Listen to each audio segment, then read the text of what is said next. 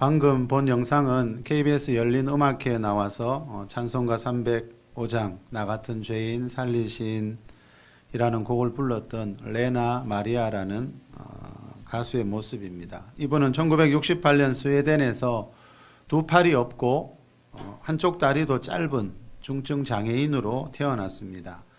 병원에서 장애 아동을 돌보는 전문 시설에 아이를 맡기라고 했지만 이 부모님은 그것을 거절하고 3살 때부터 두 팔이 없는 아이에게 수영을 가르치기 시작했습니다.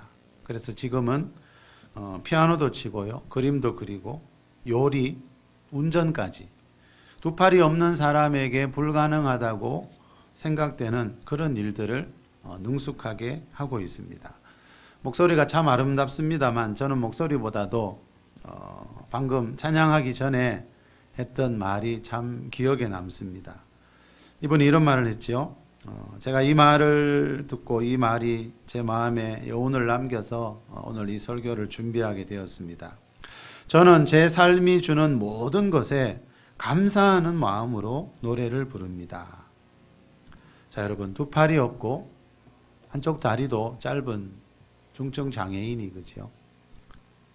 사람들이 볼 때는 그런 모습인데, 그죠?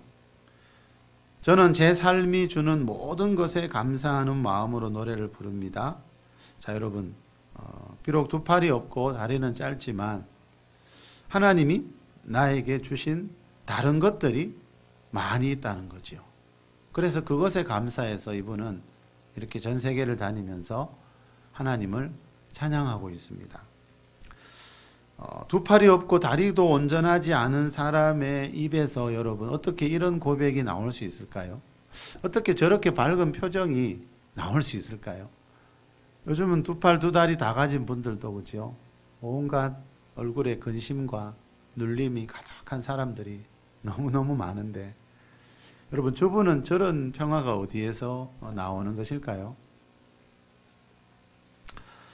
지난 주일에 누가복음 17장에 나오는 우리 10명의 나병 환자에 대해 살펴봤습니다. 그렇죠? 10명, 예수님이 그 당시에 불치병인 나병을 10명 모두 고쳐줬는데 예수님께 돌아와서 감사하면서 영광 돌린 사람은 한 명밖에 없었습니다. 여러분, 불치병인 나병을 고쳐줘도 감사하기 싫은 것이 사람의 본능이라는 거죠.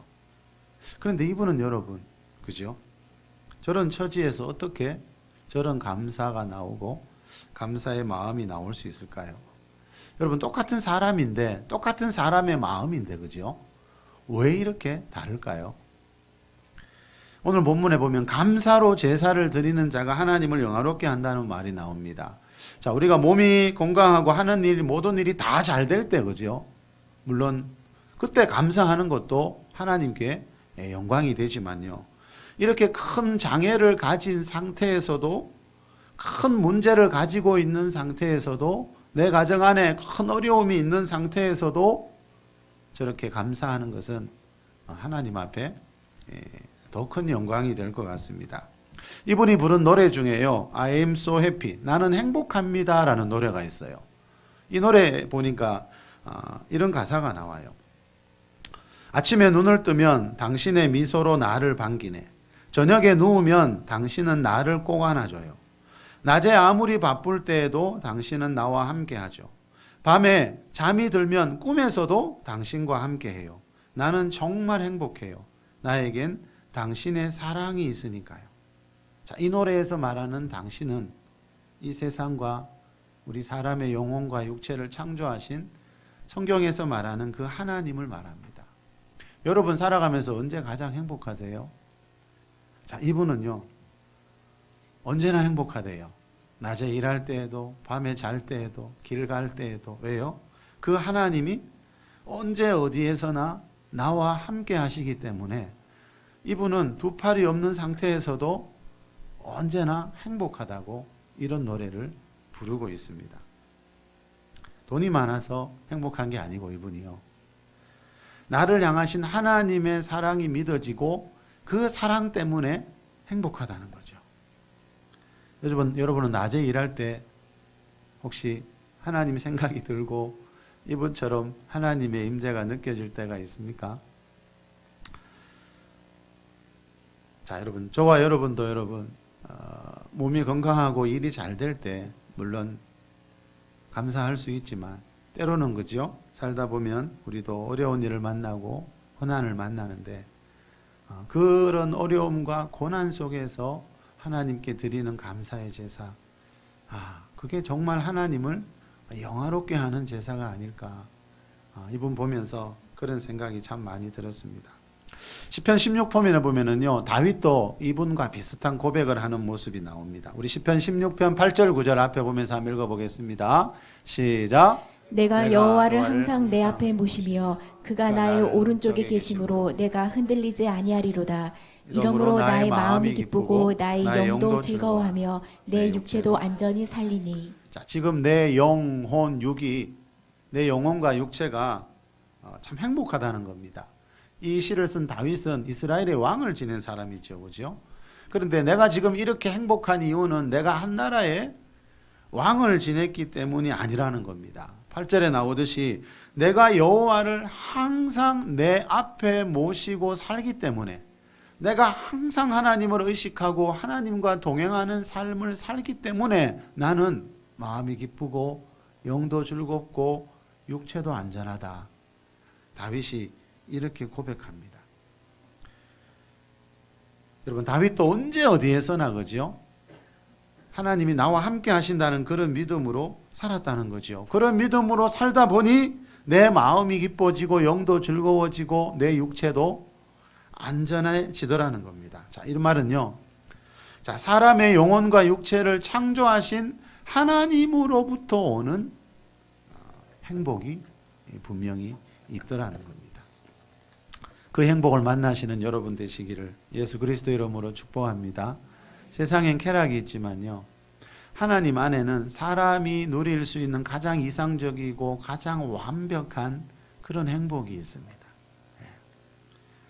여러분, 사람이 원숭이에서 진화된 존재라면요, 하나님 없이도 얼마든지 행복할 수 있겠죠. 그러나 성경은 사람은 하나님이 창조한 피조물이기 때문에 하나님 없이 행복을 누릴 수 있는 것은 불가능하다, 이렇게 말합니다. 자, 하나님 믿지 않아도 좋은 차 타고 좋은 집에 사는 사람 많습니다, 여러분. 그러나 그것이 행복을 보장해 주진 않더라고요. 많은 사람들이 돈을 모으려고 언제까지 얼마 목표를 세우고 살더라고요. 근데 여러분, 그 목표가 이루어지면 그 전보다 더 행복해질까? 그것이 아니라는 것은 우리가 세상을 보면, 세상 사람들이 살아가는 모습을 보면 금방 알 수 있습니다. 이런 제목의 기사가 난 적이 있습니다. 반복되는 재벌가의 형제의 난, 재벌 두 곳 중 한 곳 싸움. 무슨 기사인가 하면요, 우리나라 40대 재벌 그룹을 조사해 보니까요, 두 곳 중에 한 곳은요, 두 집안 중에 한 집안은요, 형제 간의 재산 싸움이 지금 일어나고 있다는 기사입니다. 40대 재벌이라 그러면요, 여러분, 보통 사람들은 상상하기 어려운 엄청난 재산을 가진 분들입니다. 그렇다면 여러분, 한번 생각해 보세요. 돈이 없는 사람보다 형제들끼리 모이면, 가족끼리 모이면 더 행복하고 더 즐거워야 할 것 같은데 왜 두 집 중에 한 집에 그렇게 많은 싸움이 일어나고 있느냐, 이 말입니다.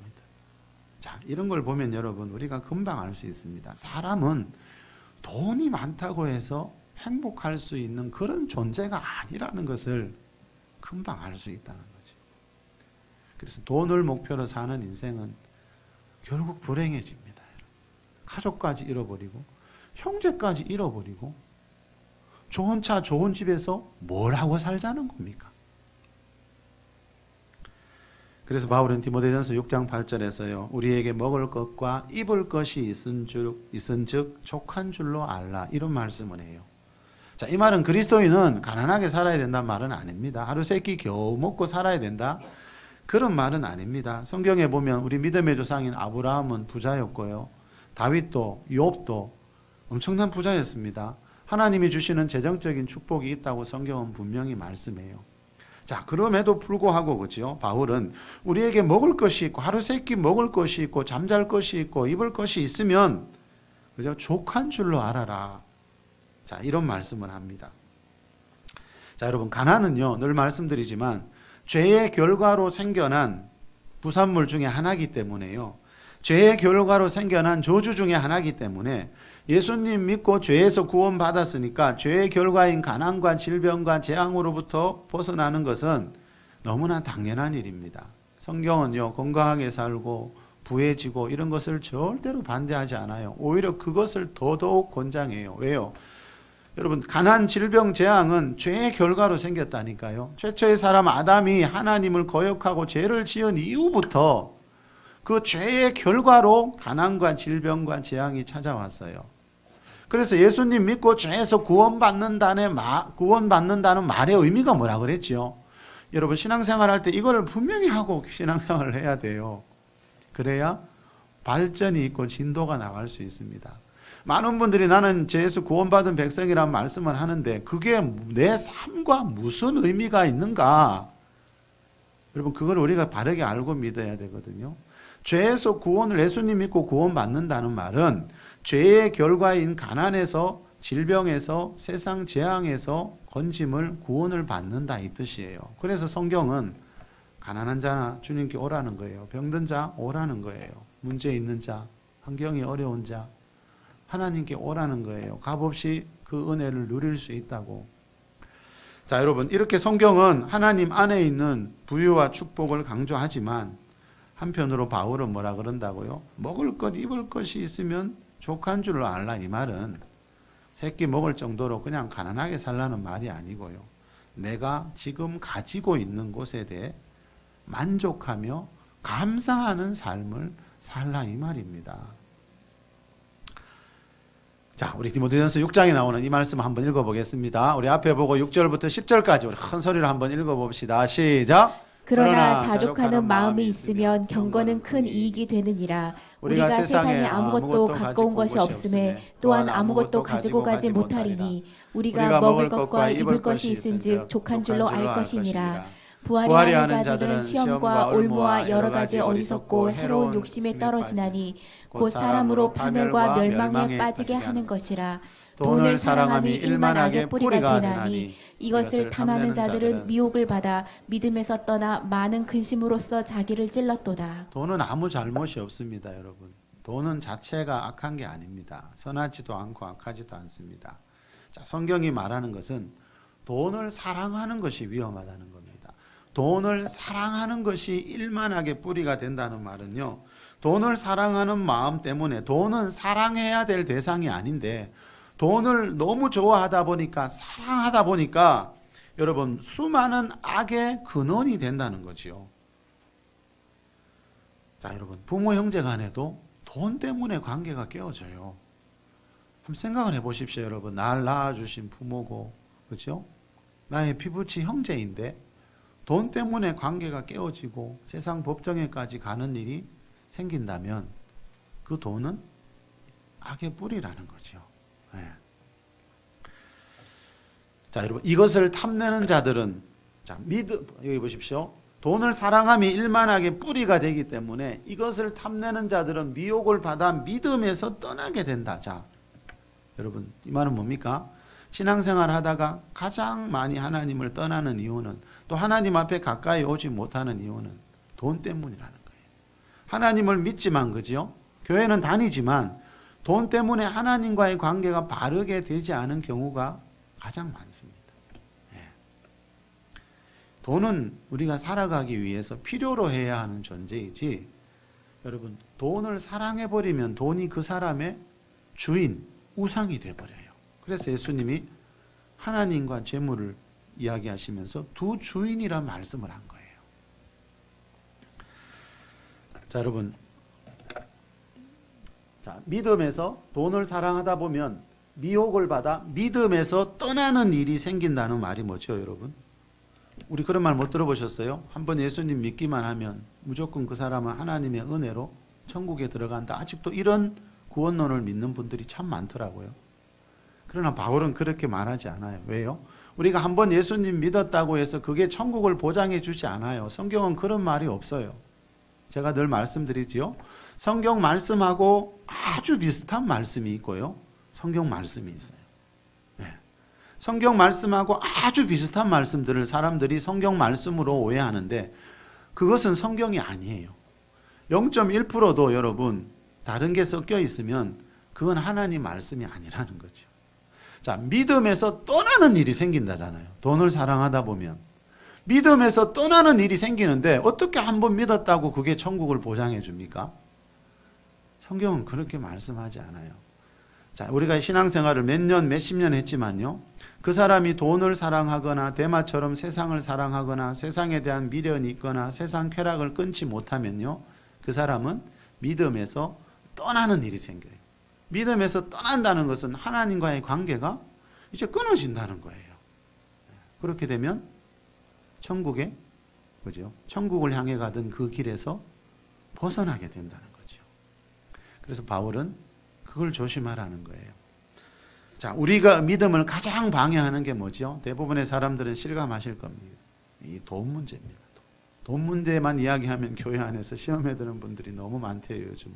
그 말은 이 성경적인 바른 재물관을 가지지 못하고 바람에 하나님과의 바른 관계를 가지지 못하는 경우가 이제 그만큼 많다는 거죠. 그래서 여러분 돈은 성경에 보면 돈 이야기를요. 믿음, 구원 이렇게 중요한 이야기보다 10배 이상 더 많이 한대요. 왜요? 다른 부분이 아무리 잘 되어 있어도요. 그 사람이 이 돈에 대한 바른 성경적인 재정관을 가지지 못하면 언젠가는 하나님과의 관계가 끊어지기 때문에 성경은 돈 이야기를 그렇게 많이 하는 겁니다. 자, 돈은 우리가 살아가면서 필요한 것이지 그것이 인격적인 대상처럼 사랑해야 될 존재가 돼버리면 그건 위험한 겁니다. 그러면요 하나님도 형제도 다 멀어지게 됩니다. 자, 믿음에서 떠나게 된다는 말은요 한번 구원받았다고 해서 그것이 영원한 구원을 보장해 주지 않는다는 거예요. 그래서 바울이 빌립보서 2장 12절에서 항상 복종하여 두렵고 떨림으로 너희 구원을 이루어 가라는 말씀을 해요. 이 말은 뭐예요? 우리 그리스도인들이 지금 가지고 있는 구원은 성경에서 말하는 완성된 구원이 아니라는 거예요. 우리가 예수 믿다가 어떤 어려운 일 생겼다고 대마처럼 세상으로 가거나 믿음에서 떠나버리면 이 구원을 이루지 못하고 끝나버리는 거예요. 우리가 지금 가지고 있는 구원은 성경에서 말하는 완성된 구원이 아니라는 거죠. 그래서 바울은 항상 복종하여 하나님 말씀에 복종하면서 두렵고 떨리는 마음으로 너희 구원을 이루어 가라. 이 구원을 향해 가다가 중간에 포기하거나 뒤로 물러간 사람들이 많기 때문에 바울은 이 구원을 끝까지 예수님 오시는 날까지 우리 죽는 날까지 이루어 가라는 말을 하고 있는 겁니다. 자, 성경에서 말하는 완성된 구원은 언제 우리가 받게 된다 그랬죠? 예수님이 재림하시는 날이에요. 다르게 표현하면 우리가 이 세상 떠나는 날, 우리가 어떤 완성된 구원으로 들어가게 됩니다. 자, 그런데 돈을 사랑하고 세상 쾌락을 사랑하는 바람에 그 구원을 이루지 못하고 완성하지 못하고 믿음에서 떠나는 일들이 누구에게나 일어날 수 있기 때문에 바울은 두렵고 떨리는 마음으로 하루하루 이 구원을 이루어가는 삶을 살라는 겁니다. 자, 이 구원을 디모데후서 4장 18절에서 바울은 천국에 들어가는 구원이라고 표현하죠. 자, 우리 구원의 완성은 언제요? 예수님 다시 오시는 날, 우리가 천국 들어가는 날, 그때 이루어진다는 거죠. 자, 6절에 보면은요, 바울이 아까 뭐라 그랬죠? 이 말씀 앞에 보면은요, 자족하는 마음이란 말이 나왔죠. 6절에 같이 읽어볼까요? 시작. 그러나 자족하는 마음이 있으면 경건은 큰 이익이 되느니라. 쉬운 성경에 보니까 이 자족하는 마음이요, 자기가 지금 가지고 있는 것에 만족하는 마음이 이렇게 표현되어 있어요.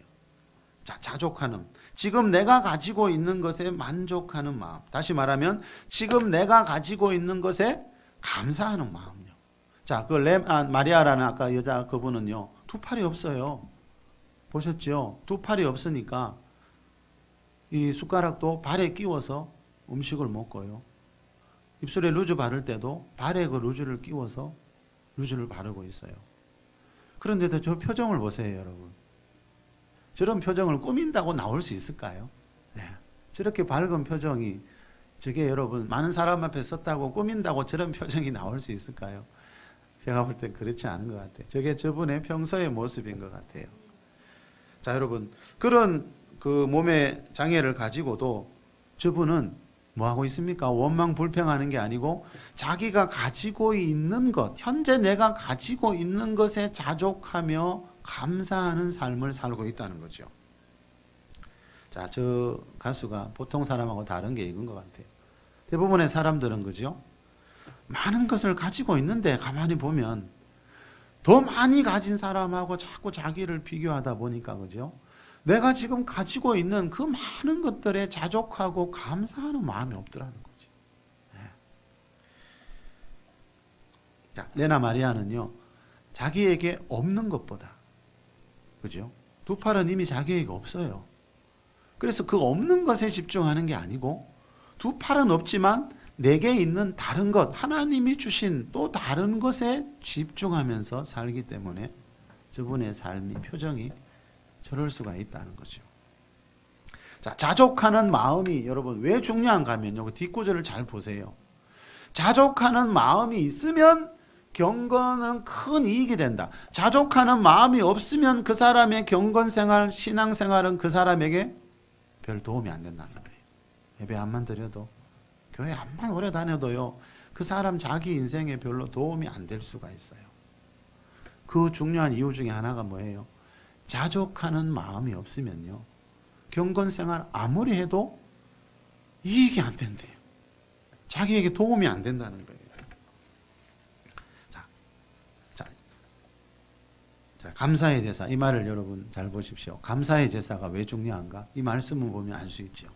자, 우리가 만족하고, 그렇죠? 하나님이 주신 것으로 만족하고 감사하고, 자, 다시 말하면 그런 마음이 있는 사람은 경건 생활이, 신앙 생활이, 예배 생활이 그 사람의 인생에 큰 이익이 된다, 이 말씀을 하는 거잖아요. 그래서 감사의 제사가 중요하다는 거죠. 두 팔 다 가지고 감사할 수 있죠. 하나님, 우리 예배 시작할 때 제가 말씀드린 것처럼 지난주에도 얼마나 사건 사고들이 많았는지 아세요, 여러분? 요즘은 신문 뉴스 보기가 두려워요. 그분들도 누군가의 이웃이잖아요. 우리가 아는 사람일 수도 있어요. 한 단계만 더 건너가면 우리가 아는 사람일 수 있고, 때로는 우리 형제 친척이 될 수도 있고, 수많은 사건 사고 재앙들이 지난 한 주간도 있었는데, 여러분, 우리가 이렇게 두 발로 걸어서 또 우리가 두 손으로 운전하면서 하나님 앞에 이렇게 나올 수 있다는 게, 여러분, 이거를 우연으로 생각하면 안 된다는 거죠. 자, 지난 주일에 살펴본 것처럼요, 9명의 나병 환자도 예수님께 치유받았지만 감사하면서 하나님께 영광을 돌리지 않은 결과 남아있는 구원을 이루지 못했다 그랬죠. 그 예수님께 돌아와 감사하고 하나님께 영광 돌리는 그 한 사람에게만 예수님이 네 믿음이 너를 구원했다 그랬죠. 그 9명의 사람, 예수님이 똑같이 치료해 줬지만 돌아와서 감사하지 않은 그 사람들은 네가 받은 이 구원은 받지 못할 것이다, 이 말이거든. 그래서 여러분, 자족함이 없는, 감사가 없는 경건생활, 신앙생활은 그 사람에게 도움이 안 된다는 거죠. 자, 그런데 성경에 보면 안타깝게도 여러분, 이런 감사가 없는 신앙생활을 하다가 구원을 잃어버리고 천국에 들어가는 구원을 잃어버린 그런 사람들 이야기가 너무 많이 나옵니다. 자, 우리 한 권만 살펴볼까요? 우리 출애굽기 15장 19절에서 21절입니다. 시작. 바로의 말과 병거와 마병이 함께 바다에 들어가매 여호와께서 바닷물을 그들 위에 되돌려 흐르게 하셨으나 이스라엘 자손은 바다 가운데서 마른 땅으로 지나간지라. 아론의 누이 선지자 미리암이 손에 소고를 잡으며 모든 여인도 그를 따라 나오며 소고를 차고 춤추니 미리암이 그들에게 화답하여 이르되 너희는 여호와를 찬송하라. 그는 높고 영화로우시며 말과 그 탄 자를 바다에 던지셨음이라 하였더라. 찬송하면 춤추고 있습니다. 20절 보여주실래요? 자, 애굽에서 종살이하던 이스라엘 백성들이 홍해를 건넌 뒤에, 그죠? 자기들을 쫓아오던 애굽 군대가 그 홍해 바다에 수장되는 죽는 모습 보면서, 자, 이스라엘 모든 여인들이, 여기 보면 나오죠? 네, 모든 여인, 그렇죠? 이스라엘 모든 여인들이 미리암을 따라서 소고를 치며 춤추며 하나님을 지금 찬양하고 있어요. 자, 모든 여인이란 말은요, 출애굽할 때요, 20세 이상의 성인 남자가 60만 3,550명이었거든요. 자, 이때 춤추며 찬양했던 모든 여인들, 20세 이상의 여자만 해도 최소한 수십만 명이었다는 거죠. 한번 생각해 보세요, 여러분. 그 홍해 바닷가에서, 홍해 바다 건넌 뒤에 그 해변가에서, 그죠? 수십만 명의 여자들이, 그죠? 춤을 추면서 지금 하나님 찬양하고 있는 거예요. 애굽에서 자기들을 건져주시고, 저 홍해 바다 갈라서, 그죠? 건너오게 하시고, 자기들을 잡으러 오는 애굽 군대를 수장시키시고. 여러분, 그게 우리 일이라면 우리도 분명히 춤추면서 찬양했을 거예요. 자, 그 수십만 명의 여자들만 찬양했겠습니까? 그 남자들도 함께 기뻐하며 찬양했다는 거지요. 자, 여러분, 이날은 이 이스라엘 백성들에게 평생 잊을 수 없는 그런 날. 여러분, 바다가 갈라지는 기적을 봤고요. 애국 군대가 거기에 여러분 다 묻히는 걸 봤고요. 그거 보면서 어떻게 그걸 잊겠어요?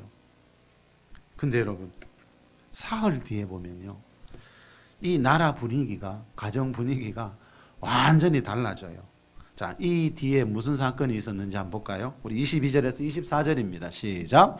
모세가 홍해에서 이스라엘을 인도하매 그들이 나와서 수르 광야에 들어가서 거기서 사흘 길을 걸었으나 물을 얻지 못하고 마라에 이르렀더니 그곳 물이 써서 마시지 못하겠으므로 그 이름을 마라라 하였더라. 백성이 모세에게 원망하여 이르되 우리가 무엇을 마실까 하매. 백성이 모세에게 뭐 하고 있습니까, 여러분? 자, 모세는 그 당시 지도자지요. 자, 이 백성이 누구겠어요? 지금 모세를 원망하고 있는 이 백성 누군지 아세요? 사흘 전에. 자, 지금 사흘 뒤에 있었던 일이에요.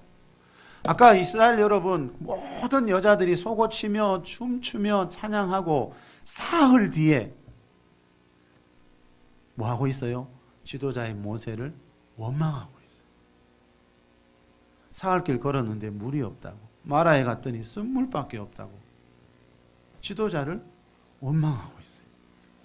여러분, 사흘 전에 그 기적을 봤다니까요. 바다가 쫙 갈라지고요. 그 바다를 육지처럼 걸어왔고요. 뒤쫓아오던 애국 군대가 그 바다에 묻히는 걸 사흘 전에 두 눈으로 봤다니까요. 그래서 온 나라 국민들이 여러분 춤을 추면서 속옷치면서 찬양했다니까요. 그런데 사흘 뒤에 뭐 하고 있습니까?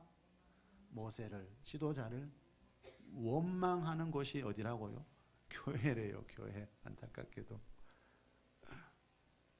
이런 길로 가지 말라고 이 길을 겨놨겠죠. 그런 안타깝게도 그리스도인들의 삶이 이렇게 될 수 있다는 거예요. 감사하기는 진짜 어려운데요, 원망은 금방 할 수 있는 게 사람이다. 우리가 예수님 믿고 죄에서 구원 받았지만요, 우리 안에 죄의 본성은 그대로 남아있다는 거예요. 그래서 바울이 갈라디아서 5장에서 말하는 것처럼 그 육체의 소욕을 죽이고 성령을 따라 살지 않으면 그리스도인의 삶도 세상 사람들하고 똑같다는 거죠. 우리 요즘 우리 다니엘 기도회 21일 다니엘 기도회 열리고 있죠. 지난주에 나왔던 어떤 강사님이 그러시대요. 한때 교회 다니는 사람들 너무 싫었대요. 왜 싫었나 하면요, 그분이 말하는 이유, 왜 교인들의 모습은 교회에서와 세상에서의 모습이 다르냐 이 말이에요. 왜 교회에서 모습하고 가정에서 모습하고 그리스도인들이 너무 다르냐 이 말이에요. 그게 너무 싫었대요. 그래서 자기는 교회를 너무너무 싫어하다가 하나님을 어떤 기회를 통해서 만났는데요. 자, 여러분, 우리가 그 9명의 나병 환자의 모습을 보듯이 나병 불치병을 고쳐줬는데도 10명 중에 한 사람이 겨우 감사로 왔거든요. 근데 감사는 이렇게 어려운데 남을 미워하고 원망하고 비난하고 이거는 너무너무 쉽다는 거죠. 자, 이런 위대한 기적을 본 이스라엘 백성들도 그죠? 지금 물이 없다고, 어려운 일 한 가지 생겼다고 모세를 욕하고 비난하고 있다는 거죠. 자, 고린도서 10장에 보면요, 이 홍해 바다를 건넌 이 사건을요, 자, 여러분, 구약은요 신약 시대에 일어날 어떤 일에 대한 모형이고 예표라 그랬죠. 그래서 구약이 말하는 진짜 의미는요, 신약 성경 안에, 신약 시대에 일어날 일 안에 들어있다는 거예요. 신구약의 차이가 그걸 하는 거죠. 자, 고린도서 10장에 보면요, 사도 바울이요, 이 이스라엘 백성들이 홍해 바다를 건넌 이 사건의 신약적인 의미를 뭐라고 표현하고 있지요? 세례라고 표현하고 있어요. 그리고 홍해를 건넌 뒤부터 이제 길 가면서, 그죠? 사흘길 걸어가면서 광야 생활이 시작됐지요. 이 광야 생활을 사도행전 7장 38절에 보면 교회 생활이다 이렇게 표현해요. 그게 사막 그냥, 그죠? 사막길인 줄 알았는데, 험한 길인 줄 알았는데 그 길은 뭐예요? 교회 생활, 신앙 생활하는 길이라는 거죠. 자, 다시 말하면요, 지금 이스라엘 백성들은 애굽이라는 세상 속에서 살다가, 그죠? 구약에서 말하는 애굽은 신약 시대 세상과 죄에 대한 상징이거든요. 이 이스라엘 백성들은 애굽이라는 세상 속에서, 죄악 속에서 살다가 홍해에서 세례받고, 즉 앞으로 오실 메시아 예수님을 믿고 이제 광야 교회에 들어가서 교회 생활을 시작했다는 거예요. 그런데 중요한 것은 본격적인 교회 생활을 시작하고 난 뒤에 제일 먼저 한 일이 뭔가 하면 마라의 쓴물을 만나자 원망하는 일이었다. 예.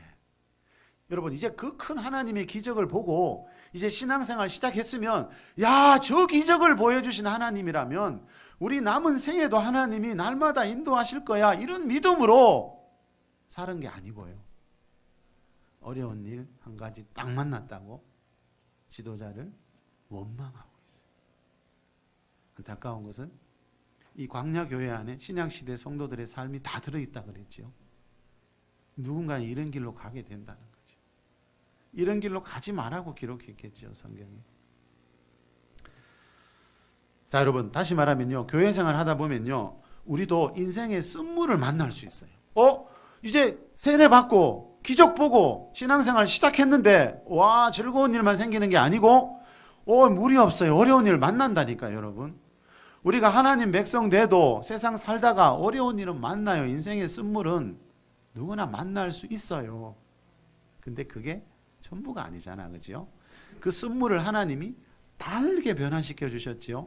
자, 우리가 인생의 쓴물 만나지만 과거하고 뭐가 달라요? 과거에는 그 쓴물 때문에 이리 치고 저리 치고 했는데, 자, 하나님 믿고 난 뒤에는요, 쓴물은 만나지만 그 쓴물을 계속 마시라는 게 아니고요, 그 쓴물을 하나님이 얼마든지 달게 변화시켜 주실 수 있다라는 것을 오늘 읽은 말씀 뒤에 보면 기록되어 있거든요. 근데 그 믿음이 없으니까 뭐 해야 돼요? 원망하게. 자, 원망한다는 건 뭐예요?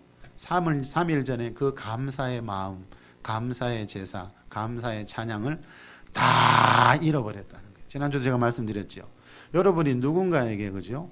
감사하는 마음이 있을 때는 그 사람 절대로 비난 못합니다. 누군가에게 여러분 교회 생활하면서 내가 이 교회를 통해서 받은 은혜가 있다고 감사하는 마음이 있는 사람은 교회를 향해 절대로 원망 불평 안 합니다. 그러나 이 감사의 마음이 사라지는 순간, 모세도 원망하는데 여러분, 원망의 말이 막 쏟아지는 거죠. 자, 다시 말하면 감사하기는 참 어려운데요, 감사가 사라지는 것은요, 한순간입니다, 여러분. 이분들을 보면 알 수 있어요. 자, 이 일 뒤에, 그죠? 이제 15장에서 이 일이 있었죠. 16장, 출애굽기 16장에 가면 이스라엘 백성들이 신광야에 도착하는데 거기 가서 먹을 것이 떨어져요. 그러니까 그때 또 뭐 하나 하면 모세와 아론을 또 원망해요. 출애굽기 16장 8절에 보면요, 모세가 이스라엘 백성들이 자기를 원망할 때 이런 말을 했어요. 너희의 원망은 우리를 향한 원망이 아니요 여호와를 향하여 함이로다. 여러분 조심해야 돼요. 내가 지금 분명히 사람을 원망하고 있는데, 지금 목회자를 원망하고 있는데 그게 하나님을 향한 원망이 돼요. 내 부모를 원망하고 있는데 지금 내 부모가 아니고 나는 지금 하나님을 원망할 수 있다니까요. 자, 이 일 외에도 여러분 그 모세오경 보면, 그죠? 이스라엘 백성들이 광야 생활을 하면서 어려운 일 만날 때마다 원망, 불평했다는 말들이 많이 나옵니다. 자, 사도 바울이요, 그 출애굽한 이스라엘 백성들, 광야교회 성도들이 이렇게 원망하면서 신앙생활한 결과 어떻게 되었는지, 자, 고린도전서 10장에서 이런 말을 합니다. 우리 10장 1절에서 4절 먼저 읽어봅시다. 시작. 형제들아 나는 너희가 알지 못하기를 원하지 아니하노니 우리 조상들이 다 구름 아래에 있고 바다 가운데로 지나며 모세에게 속하여 다 구름과 바다에서 세례를 받고 다 같은 신령한 음식을 먹으며 모두가 같은 신령한 음료를 뒤따르는 신령한 반석으로부터 마셨으니 그 반석은 곧 자, 그리스도시라. 그 반석 큰 바위를 쳐서 거기서 물이 나와서 물을 마셨는데요. 그 반석이 그냥 큰 바위인 줄 알았는데 그 반석에 영적인 의미, 신약적인 의미가 있더라는 거죠. 좀 전에 말씀드렸지요. 구약에서 말하는 뭐는요, 신약에서 말하는 뭔가를 미리 보여주는 예표 역할을 한다 했지요. 그 큰 반석이 그냥 돌덩어리인 줄 알았는데 그 반석이 예수 그리스도였대요. 자, 이 말은 뭐지요?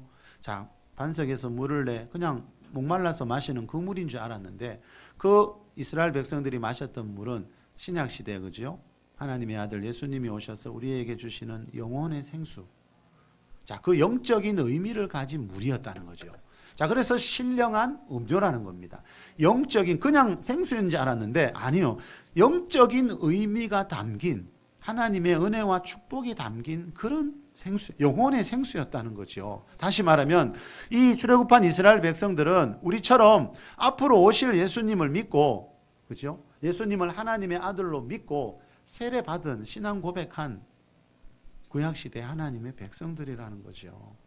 자, 이 말씀을 보면 자, 구약과 신약의 관계가 뭔가 그리고 그 출애굽한 이스라엘 백성들은 분명히 예수님 믿고 천국을 향해 가는 하나님의 백성이었다는 것을 이 구절을 보면 얼마든지 알 수 있어요. 그런데 중요한 것은 자, 이게 전부가 아니라는 거죠. 자, 여러분 자, 예수님이 주시는 신령한 음료 마셨으면 그동안부터는 교회 생활하면서 무슨 일이 있어야 돼요? 요한 3서 1장 2절에 나오지요. 사랑하는 자의 네 영혼이 잘된 같이 범사가 잘되고 강건하기를 원한다. 자, 이제 예수님 믿고 세례받고 하나님 백성 되었으면 내 영혼이 먼저 잘 돼야 되고요. 내 영혼이 말씀으로 성령으로 채워져야 되고요. 그러면 무슨 일이 있어요? 범사하는 일이 잘 되고요. 몸도 강건해진다. 이제 이런 길로 가야 되는데 이런 길로 가지 못하게 되면 뭐 하게 되냐면요. 원망하고 있어요. 교회 원망, 사람 원망. 예. 그리스도인 앞에 두 길이 있더라고요. 성경에 항상 보니까요. 자, 이 출애굽한 이스라엘 백성들도 여러분 그 놀라운 기적을 경험했어요. 그죠? 그 홍해 바다 갈라지고 여러분 그죠? 애굽에서 나오기 전에도 온갖 기적을 다 경험했잖아요. 그랬으면 이제 교회 생활, 광야 교회 생활 하면서 영혼육의 축복을 받아야 되는데 오실 메시아 분명히 믿었다니까요. 우리는 2020년 전에 오신 메시아를 믿고 있고 이 사람들은 앞으로 오실 메시아를 믿고 있고 그 차이거든요. 자, 그랬으면 이제 이 사람들 영혼육의 축복받고 천국 향해 나아가야 되는데 5절에 보면 참 안타까운 무서운 말씀이 나오죠. 자, 이 말씀 다음 5절입니다. 시작. 그러나 그들의 다수를 하나님이 기뻐하지 아니하셨으므로 그들이 광야에서 멸망을 받았느니라. 그러나 이 단어가 참 무섭다 그랬죠. 자, 4절까지는 무슨 말이에요? 이제 세상에서 살다가 죄에서 구원받아 하나님 은혜와 사랑 축복받아 하나님의 기적 보면서 하나님 백성 되어서 천국을 향해 이제 가고 있다는 거잖아요. 4절까지는. 그러나 여러분 믿음에서 떠나는 일이 있다 그랬죠. 그러나 그 사람들이 분명히 하나님이 택한 백성이지만 그러나 그들의 다수를 하나님이 기뻐하지 않는 바람에 그들이 광야에서 축복을 받는 게 아니고 멸망을 받았다. 그러나 자, 그들의 다수 광야교회 성도들 거의 대부분이요 축복의 길로 천국의 길로 가지 못하고 믿음에서 떠나 뒤로 물러가는 바람에 멸망의 길로 갔다. 사도 바울이 이 말씀 너희가 알지 못하기를 원하지 않는다. 아까 1절에서 그랬죠. 이 말은 뭐죠?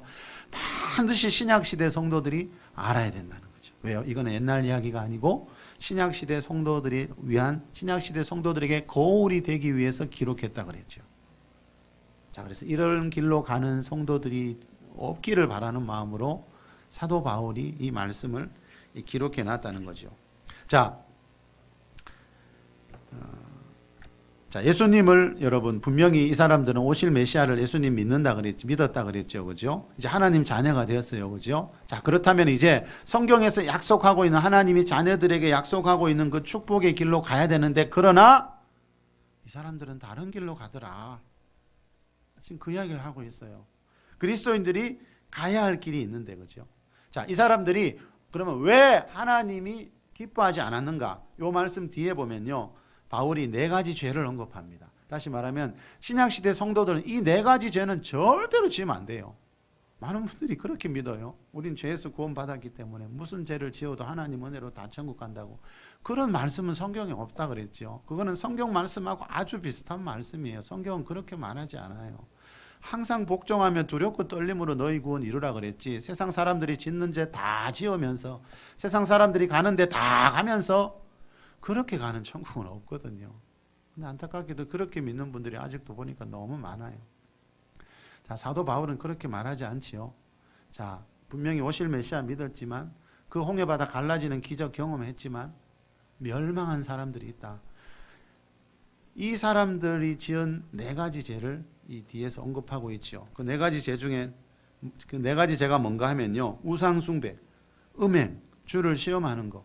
자, 우상숭배, 여러분, 다른 신을 섬기는 거 생각해 보세요.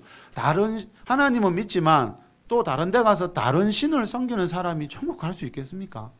다시 말하면 여기서 말하는 멸망은 한마디로 천국 못 갔다는 겁니다. 이스라엘 백성들이 하나님도 믿었지만 우상을 숭배했어요. 그리고 음행, 음란한 죄를 지었어요. 그리고 주님을 시험하며 살았어요. 그리고 마지막 네 번째 죄가 뭔가 하면 고린도서 10장 10절에 나옵니다. 같이 읽어봅시다. 시작.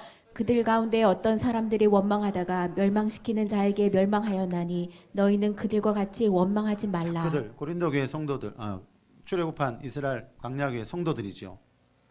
자, 그 성도들이, 그들 가운데 어떤 사람들은 원망하다가 멸망당했기 때문에 너희 그리스도인들은, 고린도 교회 성도들은, 신약시대 성도들은 절대로 다른 거는 몰라도 그들처럼 원망하는 사람 되지 마라. 교회를 원망하고 목회자 원망하고 성도를 원망하고 그런 삶은 살지 마라.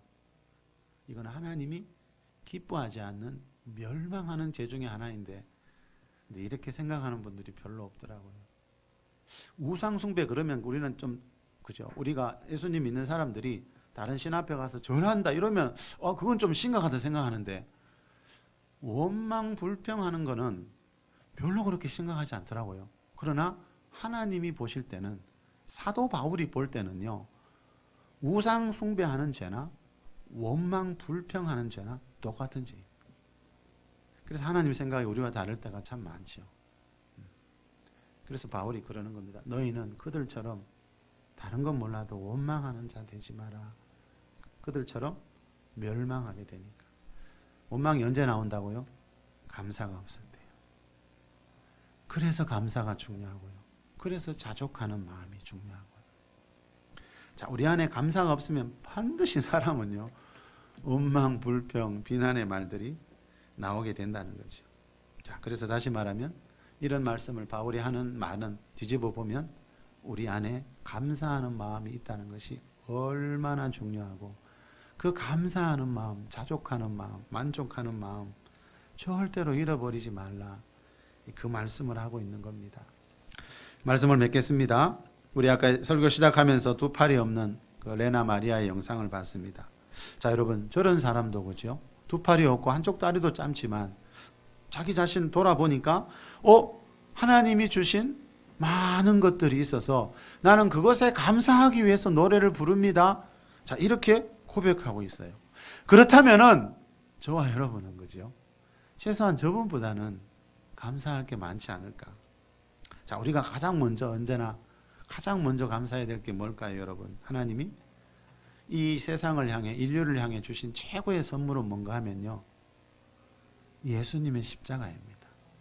예수님이 나를 사랑하셔서, 우리나라에 법이 있지요. 우리나라는 죄 지면 감옥 가야 됩니다, 여러분. 하나님 나라의 법은 죄 지면 지옥 가야 되거든요. 자, 우리는 하나님 앞에 죄 짓지 않은 사람이 아무도 없는데, 원래는 다 지옥 불못에 떨어져야 될 사람인데, 하나님이 우리 죄의 문제를 해결하려고 하나님의 아들 예수님을 보내셔서 우리가 지은 죄에 대한 벌을 예수님이 십자가에서 다 받게 하셨어요. 그래서 우리가 예수님을 나의 구주로 믿고 고백할 때 우리가 그 죄의 문제를 해결받게 되는 거죠. 최초의 사람 아담이 물려준 원죄에서 해결받게 되는 겁니다. 자, 하나님이 사람에게 주실 수 있는 최고의 축복은 이 예수님의 십자가예요. 다시 말하면 우리는 그 최고의 축복을 받은 사람들이에요. 나머지는 다 부수적인 겁니다. 그거는 이 세상에서 잠깐 누리는 거잖아요. 자, 여러분, 두 팔이 없고 그죠? 다리도 짧은 저 여자분이 그죠?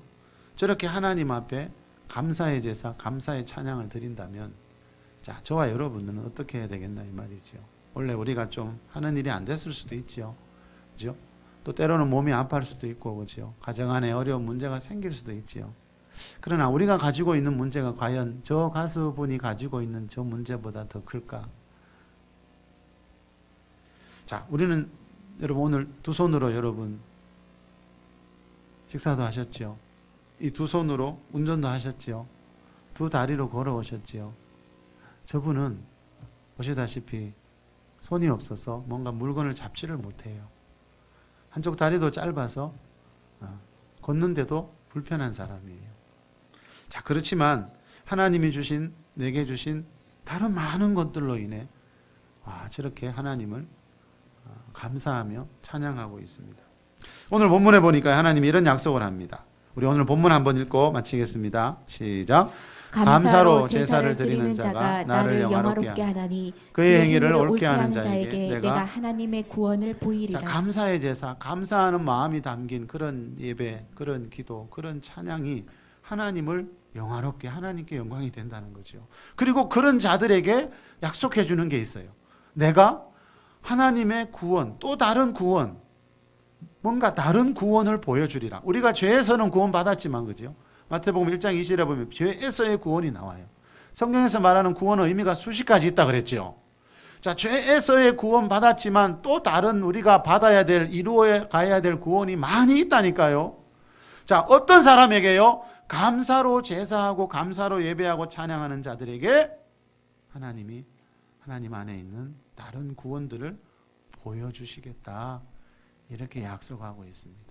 그래서 우리가 지금 조금 뭔가 안 되고 어렵다 하더라도 문제될 것이 없죠, 여러분. 왜요? 이런 환경에서도 우리가 감사의 제사를 드릴 수 있다면 하나님이 지금 뭔가 구원을 보여주기 위해서 내 앞길에 하나님의 구원을 준비하고 계시다는 거죠. 대부분의 교회들이 오늘 추수감사절로 지키고 있는데요. 제가 지난주에 문자 목장방에 올렸듯이 우리 교회는 다니엘 기도회 이번 주 토요일날 마치는데, 다니엘 기도회 마치고 우리 추수감사절 예배를 드렸으면 한다는 그런 건의가 있어서 우리가 한 주 연기했습니다. 그래서 여러분 다음 주일 여러분 추수감사절 예배 드릴 때, 추수감사절 감사하는 날이잖아요. 그런 날은 감사한 거 한번 하셔도 되잖아요. 그 헌금에 그냥 그렇죠? 돈만 넣지 마시고 그 봉투에다가 올 한 해 여러분들이 살아오시면서 가장 감사한 제목, 최소한 3가지 정도, 5가지, 10가지도 괜찮고요. 앞면이 모자라면 뒷면에 적으셔도 되고요. 여러분 한번 지난 한 해의 삶을 한번 돌아보세요. 내가 정말 하나님 앞에, 하나님 이것 때문에 감사해요. 우리도 이런 제목, 그죠? 한 3가지만이라도 적어서 그렇게 헌금을 드리면 하나님이 더 기뻐하지 않으실까, 이런 마음이 듭니다. 감사의 제사를 통해서 하나님을 영화롭게 하고 하나님이 예비해 놓으신 그 하나님의 구원을 보면서 경험하면서 살아가는 여러분 되시기를 예수 그리스도 이름으로 축복합니다. 우리 한번 기도합시다.